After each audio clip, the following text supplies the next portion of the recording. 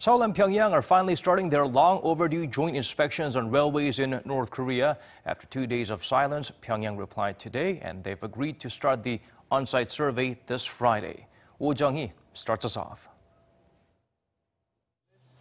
It was originally in late July that the two Koreas agreed to start their joint inspections of North Korea's railways. But the problem was, bringing the necessary resources and equipment into the north would violate UN sanctions. Back in late August, Seoul tried to send a research team up north for an on-site survey, but it couldn't because of objections from the UN command. Fast forward, and it's been a 4-month stalemate both in North Korea-U.S. nuclear negotiations and in inter-Korean cooperation. But now there's some progress. Last week, Seoul and Washington launched a bilateral working group. Then the UN Security Council granted a limited waiver to its North Korea sanctions, and the U.S. too decided to grant some exemptions to its own sanctions. Seoul quickly proposed a schedule to the north for the inspections, and with a reply from Pyongyang on Wednesday, the two Koreas are starting their joint rail inspections this Friday.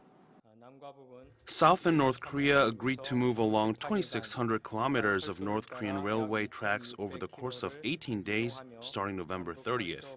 We're going to survey the western section between Kaesong and Siniju for 6 days until December 5th, and then the eastern section between Mount Kumgang and the Tuman River from December 8th until the 12th.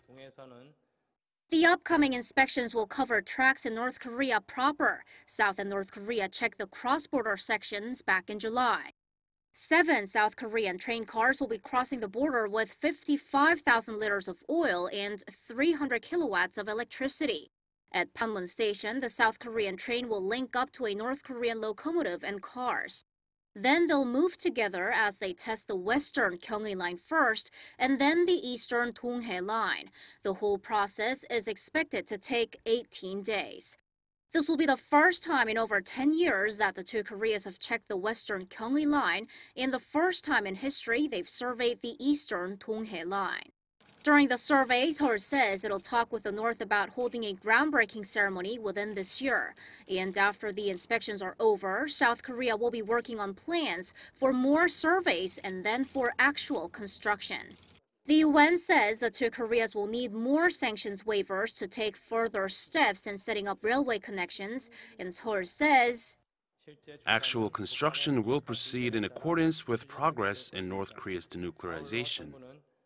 Jung-hee, Arirang News.